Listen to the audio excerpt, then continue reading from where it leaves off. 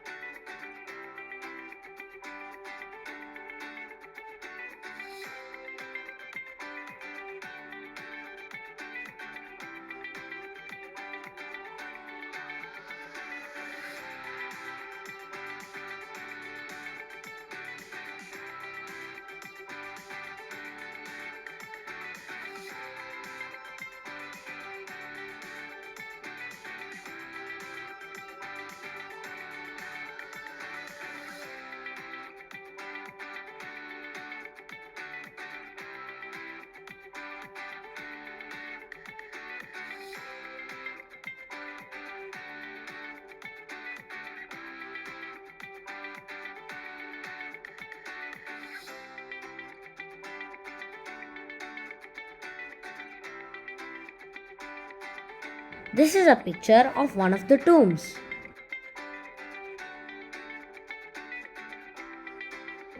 Just like the Valley of the Kings, the Valley of the Queens contains the mummified bodies of ancient Egyptian queens. Many of the high-ranking wives of Ramses I, Seti I, and Ramses II were buried in the valley. One of the most well-known examples is the resting place carved out of the rock for Queen Nefertari. These are hieroglyphics that depict what the queen has achieved in her life.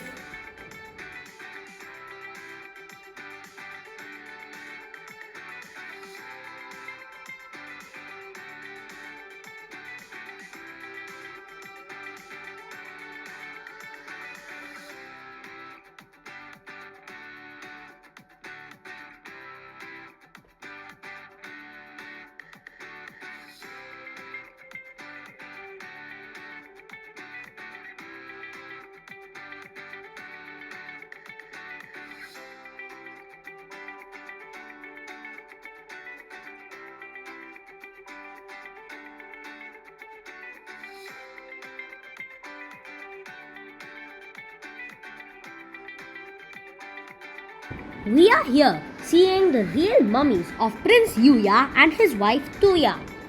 It was mentioned that it is almost 3,500 years old, and I just can't believe how the body can be preserved like this for so many years.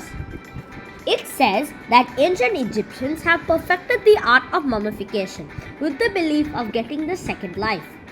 It was explained that the internal organs will be removed in this process. They will cut from the left side of the abdomen for about 10 centimeters. They will remove intestine, liver, lungs, and heart, which cannot be preserved. These organs will be put inside a jar by wrapping on a linen cloth. They are put inside wooden ones, which, along with the wooden jars, will be kept inside golden jars. The mummies are first kept inside wooden boxes and, just like their organs, will be put inside larger boxes along with the wooden ones. They usually have up to 4 layers that will be decorated with gold and silver. They also put a lot of toy-like structures to help the person in their afterlife journey. Egyptians believed they had 3 lives: when they live, life after death, and the life in between before getting the life after death. The tombs of these kings and queens usually carry even food materials in their mummified versions because they have preserved it for their afterlife period. They also keep the statues of Jackal because it is considered as the god of mummification. The belief is that it will not allow any other animal or organisms to destroy the mummified body. They also keep a lot of of materials they believe that will safeguard the mummified body within the coffin box. In the tomb of Tutankhamun, they have identified almost 5,000 pieces, which was so miraculous. Usually, these tombs are at least 1,500 to 3,000 years old. There have been several Greek, Roman, and Islamic invasions in the country, and most of them have been destroyed. There have been natural calamities where the Nile River floods and has submerged a lot of these tombs. Also, thieves have robbed for the want of gold, silver, and many other precious stones kept within these tombs. It is a miracle to find them bases whatever is left after all these years. This is the chariot used during the war time and during the hunting time. You can see the box where the hunted animals are put inside the basket. Look at the sandals used several thousand years ago. They look wonderful and the design is very elegant. They are made from papyrus plants. Tutankhamun. He became a king when he was just 9 years old and he died when he was 19. He ruled only for 10 years, but he is still very famous because of his tomb. It was considered to be one of the most beautiful and decorated tombs. Here is the chessboard he used to play at different ages. Here is the golden throne which is famous worldwide. He sits in this. You can see that he has placed his enemies under his foot. This is the wooden statue of Tutankhamun which will be used by his costume designer. They are common people and are not allowed to touch the kings. Hence, they use these statues to measure the size of the clothes. Here is the hand fan used and was made of ostrich feathers.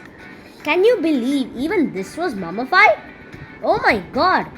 They say that this is the reason why it is still in this condition. Otherwise, it would have been gone to the mists of time. Look at this wonderful picture of Tutankhamun and his wife. She is applying perfume on his shoulders.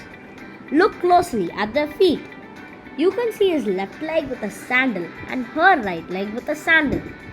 This depicts the amount of love they show to each other.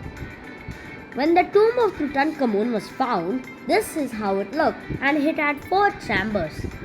The actual mummy of Tutankhamun can be seen in the Valley of the Kings in Luxor. If you remember, we went there yesterday but we didn't visit his tomb. Getting inspiration from the Egyptians, the Romans also tried the mummification process. Here is a real mummy of one of the Romans. The only difference is that the face is engraved with the wooden painting. This is called the magical stone. This person has got a lot of magical words inscribed in him, and anyone who can read it will get the positive power. For ancient Egyptians, those who cannot read and write will get water poured on top of the head, which will flow across the body and will get collected in the plate-like structure at the bottom. They try to drink that water with the belief they will get the positive power.